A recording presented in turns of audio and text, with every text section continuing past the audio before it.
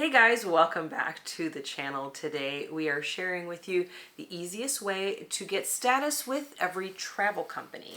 We're going to start with hotels, work to airlines, and tell you which ones you should be pursuing, which ones are a waste of time, and which ones are the easiest to get. So you get the most benefit out of your travel and elite statuses. So let's start with hotels, and we're going to jump right in. And Hilton is probably the easiest company out there to get elite status with. Their top tier status is Diamond, and you can get that status just from having the Hilton Honors American Express Aspire card, which is one you have. That's right, and it is pretty easy to do because it comes with the card, but it is not a cheap status to get this way. No, it's not. The annual fee is going to be $550 to have that card. Now, it does make it worth it if you're going to be staying in some expensive hotels because you do get a free night certificate, which is good to have anywhere in the world, basically. We're using ours here in Tokyo. We're going to be staying at the Conrad in a few nights, so that'll be pretty exciting. You could also earn this status by staying 30 separate stays or 60 separate nights. And you do get quite a bit of benefits with it, which is things like a 100-point bonus and also room upgrades, which are really nice. That's right. Room upgrades are really nice. And then you also will get lounge access with that as well, the executive lounge access, which of course is great because that does give you food and beverages for free as well. Correct. And you'll also get a 48-hour room guarantee and complimentary internet, which, is that really something that we should be touting? That should just be free. I don't know why that's always added on, because I think that's pretty much a given, and anyone can have internet if you're staying at the hotel. Yeah. Now, if you're traveling mostly in the United States, Hilton Diamond status is good to have because you'll be staying in a lot of Hiltons. They are more competitive in the U.S., but outside of the U.S., the point redemptions, they are not very competitive at all. In fact, we've said this a couple times on the channel, we've booked over 180 hotel nights, always just picking the most competitive rate amongst the four major companies, and 0 times out of 180 was Hilton the best deal. So it's just not going to be a good deal. And your status in America, because it's so easy to get that status, is going to be almost worthless as far as upgrades. Everybody's going to be Diamond that's staying in a Hilton. In Asia, not everybody will be Diamond because only Americans can get that card. So you're going to get upgraded outside of America, but it's never a good deal. So it's kind of like it's not the best one. It puts you in a bit of a quandary if you should get it or not, which is why we lean towards not getting it. Yeah, it's easy, but still not really worth it. Let's move on to Hyatt, which is going to be much better for most people. And the reason partially is because it's not that easy to get. You still need to get 60 qualifying nights on Hyatt to get their top tier status, which is globalist. And a qualifying night is going to be any night that you paid for, basically, or stayed on an award. So you got to get 60 of those. Now, there is a little bit of a shortcut you can do, which is if you have the World of Hyatt credit card through Chase, every $5,000 you put on that card, you get 2 elite nights towards your total. So that can help you. If you have the business card, you're going to actually get 5 nights per 10,000, so that adds up a little bit quicker. So we do recommend getting the business one if you're trying to get elite status over the regular one. But that's a harder one to get, and we're actually working on it right now. We're at 35 nights. We're going to be at 45 nights at the end of the month. So we think we're on track to get it. Yeah, we're looking pretty good. We shuffled a few things around just because this one's probably one of the more preferred ones. But as you said, it is one of the harder ones to get because you have to actually stay. You do get those if you have the card, either 2 or 5, depending on if you have the regular World of Hyatt or the business. But you still have to stay a lot, or if you want to do it just from the spend, you have to spend a lot of money. Yeah, a lot of money. But the benefits are really great with this. So you're going to get suite upgrades, which basically means anytime you check into a hotel, if there's a suite available, they may upgrade you to that. And again, because this is so hard to get, especially if you're, traveling overseas. Very few people are going to have this. You're almost always going to get upgraded, and that's a great thing. Now, you also will earn a bunch of sweet upgrade awards where you can apply these to your stay when you book it, where you just you get a suite. You don't have to wait and get upgraded. You just get the suite. Then you can give globalist status to other people. You have a great breakfast benefit, guaranteed 4 p.m. checkout, and that lounge access, which is just truly amazing, especially overseas. Absolutely. And just having that lounge access really is a huge thing. Again, because of that food and beverage, it says that it's like snacks and drinks, but you're actually getting meals for that lunch, and especially for the dinner time, the evening cocktails. It really is a dinner. We've not been to one yet where it hasn't been like a dinner. So that does actually add a lot to your stay in each of these places. Yeah. Now, another benefit you get with this is waived resort fees, which I know those are just terrible. People don't like that at all. These resort fees, amenity fees, whatever they want to call it, it's a fee for nothing, basically, because all they're giving you is free local phone calls and stuff like that. And a pool. So it's basically just charging you extra. But if you're a globalist, you do not have to pay those. Now, this comes in pretty important because there's a couple of sweet spots in the U.S. where you can basically earn your globalist status and have a little vacation and not have to pay that much. Because if you look up something like the Rio in Las Vegas, you're going to find rates for as little as $67 per night. That's going to be November or December of this year. Go search, you'll find them. But it'll say on there that $40 of that is a resort fee. So if you were a globalist, you could actually stay there for $27 a night, and you're getting free breakfast. And that's just kind of an easy way to get these 60 nights. Those are the kind of things we look for. Like, where can I go get 10 nights? That's somewhere that I actually want to be and is a cheap price. So that really would work out well. Yeah, I think that's the huge key factor here is if you don't want to, you want to spend as little as possible, especially on ones like the Hyatt program where you have to really earn those 60 nights. It's better to look for these types of situations and just maximize the amount of nights that you can stay, especially, for those of us who are retired or are traveling full time and your schedule is incredibly flexible. You can stay there a bunch of nights for so little, and you get your food covered, and of course you have all kinds of entertainment there, or you can just hang out. So it's a great place to do that. Yeah, a lot of people look at Indonesia as another place to do that. They go stay in Indonesia for a month, either in Jakarta or in Bali. The rates can be pretty low in some of those hotels. You can knock out 30 days like that, and you're on your way to globalist. Let's move on. So that's probably the best one to go for. Let's move on to Marriott. And titanium status with Marriott requires 75 nights, which is the most nights. But there is a pretty good shortcut to getting that. You can get 40 nights up front every year just by having the 2 Amex Marriott credit cards. One is going to be the Bonvoy Business. The other will be the Bonvoy Brilliant. The business comes with 15 nights. The Brilliant comes with 25 nights. So you can stack those. You're already starting out with 40 nights. But those are pretty, the Brilliant especially, $695 annual fee for that card. We do not have that card, and that's the reason why. We have just not found it something that we could pull the trigger on yet.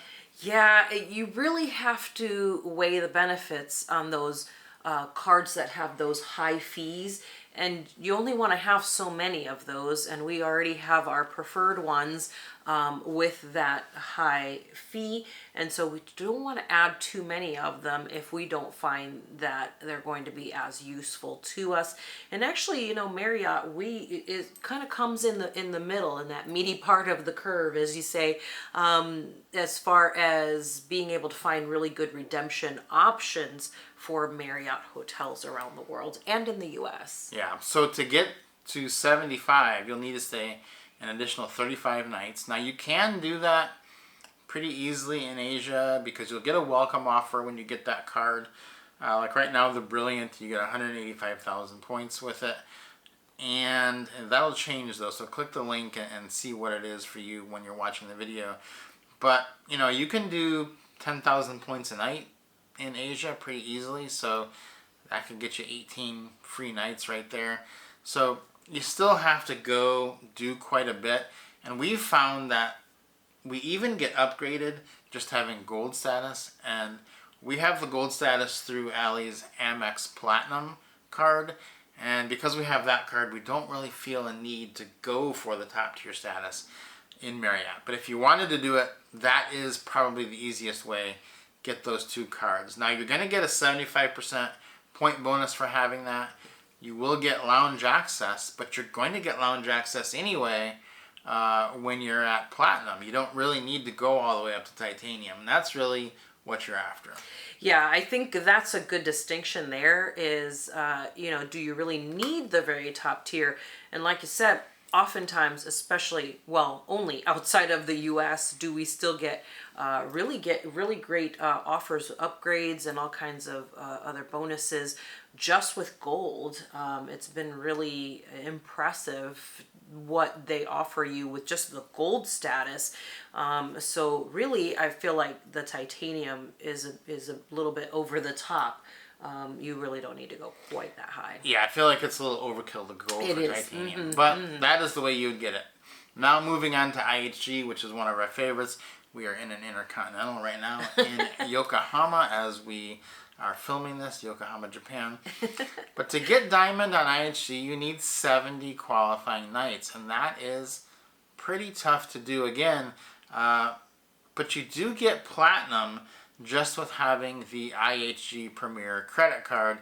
That's going to get you, that's the 40-night level. You get that with the credit card, but you don't get those nights. You still have to do the whole 70 if you want to bump up to Diamond.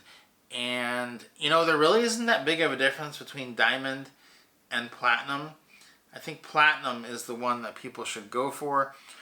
But, you know, it gives, you might have a little bit better chance at an upgrade, but we've been getting upgraded left and right just with our Platinum status. Yeah, I think every single IHG that we've stayed at, we've been upgraded, I think except for maybe one because it was pretty much sold out. But other than that, I think every other IHG we've stayed at has upgraded us, and the service has been over the top when they see that you're Platinum status. So I don't even know how they're going to behave if you know, show up in your Diamond status, because it's been really amazing, the service that you get just for the Platinum. Now you do want to go ahead and stay 40 nights in IHG because that's where you can pick one of your rewards, and that's where you can pick the lounge access reward. You don't get lounge access just for being Platinum. You have to stay the 40 nights. Choose it as a reward. That's the most valuable. With all of these hotels, lounge access is probably the most valuable perk you can get. So we have really enjoyed having lounge access. Have it here. We just got back from breakfast in the lounge at the Intercontinental. And it's been amazing because you get so much for your money when you're staying overseas in these hotels that have lounges. Absolutely. Again, those meals account for a lot, and you know, you're going to be visiting some places where it can get pretty pricey if you're eating breakfast, lunch, and dinner, and then on top of that, you're also getting all of your beverages covered. That's your coffees, your juices, water, sodas, and alcoholic beverages, not just wine, but cocktails as well. That can get pretty pricey, especially if you're looking at, you know, hotels in the U.S.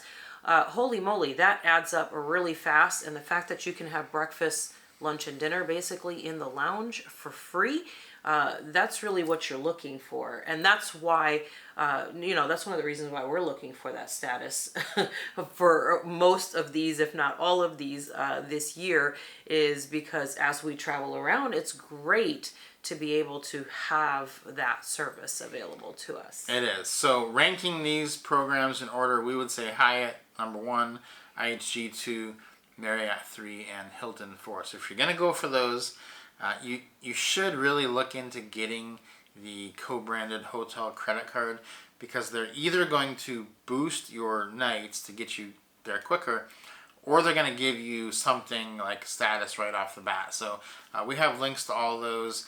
The two that are really kind of no-brainers because they're so cheap are the World of Hyatt and the IHG. Like, I feel like everybody should have those because they really pay for themselves, because with both of those cards, the regular cards on those, you also get a free night every year. So there is a $95 annual fee, but you get a free night with that. So there's very few places where you're going to spend less than $95 if you're using that in the U.S.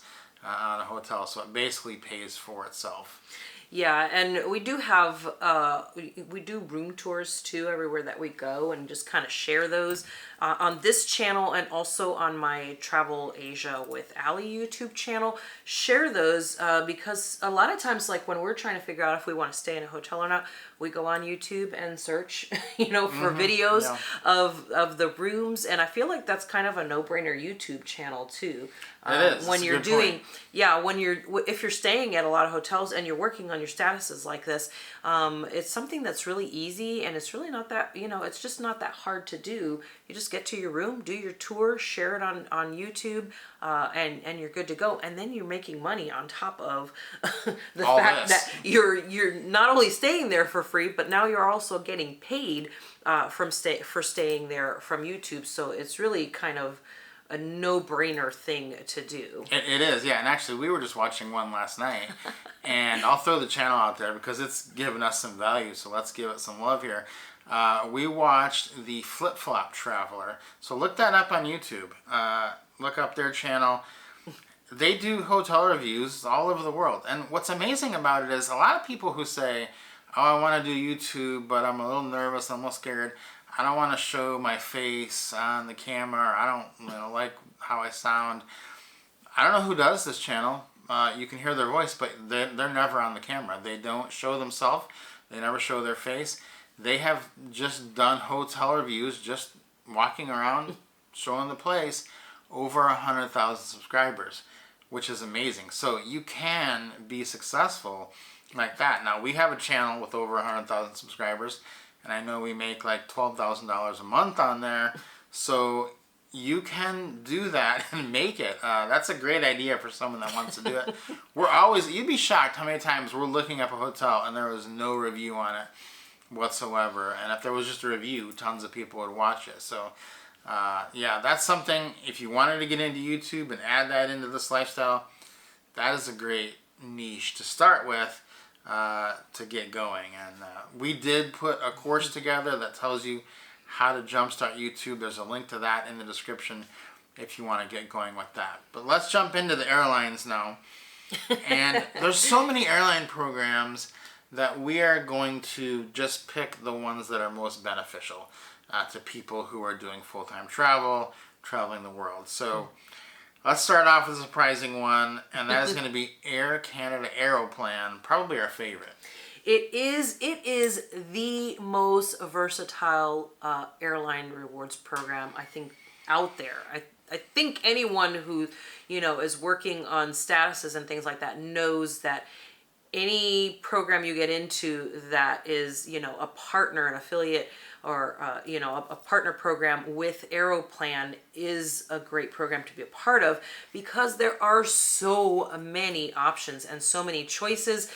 We are not Canadians, and we don't travel to Canada often, but this program is definitely one that's great to be a part of, and that's really how we do a lot of our redemptions. Yeah, we're flying actually from here to Taiwan, and then we're going to fly to Singapore, and we're going to fly to Bangkok, and all of those flights, we got business class flights, they were redeemed through the Aeroplan Air Canada. And it's not on Air Canada, it's on their partners, but Air Canada gives you the best price. So that's something to keep in mind. That's probably our favorite program. Now, the second one that we always end up using is American Airlines, and we use them primarily when you're flying to over the Pacific. So going to Hawaii, going to Fiji, going to Japan from the West Coast. For some reason, just always shows up that American is the program you want to have points with, and so that would be our second best one. And then the third one that we love is Air France KLM, and that one seems to always come up when we're trying to get a ticket to Europe. Yeah, so that kind of gives you all the different, the Canada one basically takes you all over the world because their programs cover everything. And then the American Airlines one, you're not just flying American Airlines. They also, Etihad and Qatar Airways are part of their program. And then this Air France KLM program is what's going to get you, to and from pretty much all of Europe, the European continent, and surrounding areas there. So it kind of gives you an idea. If you're going to be traveling specifically to one area, then you're going to lean into that because that will be the most obviously helpful to you. Now that's not getting status on these programs, though. That's just programs that we would most likely use, because we'll talk about status now, and it is frankly not worth chasing elite status on most of these airlines because it is so difficult to attain, and depending on where you're flying, you'll never be on the same airline every single time unless you're like a US business traveler that's going from Detroit to LA every week and you're doing the same route. Then you're going to be on 60 Delta flights in a year, and that's going to make sense. But if you're flying all over the world, you're going to be using multiple airlines. You're never going to really get enough to earn a status. Let's give you an idea of what it would take to get the top tier status on Delta, which is Delta Diamond. You need 28,000 MQDs, which, we'll explain what that is here. But if you get the Delta credit card, which is expensive in its own right, you would earn 1 MQD for every $10 spent on the card. So you would need to spend $280,000 on your credit card in a year to get top tier Delta status. Now you would get a boost of 2,500 points, so that's a little bit less. But for Delta flights that you're paying for, you'll earn 1 MQD for every dollar spent. So the quickest path to Delta Diamond status is spending $25,000 on Delta flights, having the high annual fee credit card, and getting a boost from that. So how many people are going to spend $25,000 on Delta flights in a year? I mean, only business travelers, like I said, that are flying that same route every single week. The rest of us, we're just never going to make top tier status, and so it's not even really worth thinking about. We don't recommend getting airline branded credit cards at all. If you're gonna do that, the best way to do it is get the Amex Platinum or the Chase Sapphire Reserve. Those are gonna get you access to the airport lounges, and then use the points from your welcome offer on that to buy first class tickets. Then you're flying first class, you're using the lounges, and everything's great. That's right, and it doesn't matter if you have status then at that point, because right. you have access that way to all of the same things that you would have from being able to be in first class and access to the lounge. What more can you ask for? It's the same thing without having to get it. Now, if you absolutely want status in an airline for some reason, we're going to give you the easiest one because that's what this video was about. And the easiest one to get a status, and it's not top tier though, is the Aeroplan from Air Canada. 25K status, which is kind of a weird name for a status, but that's the status. You can get that just for having the Chase Aeroplan credit card, but you only get it for the first year. And then after that, you have to spend $15,000 on the card to keep it. So it's really just quite bad to chase airline statuses.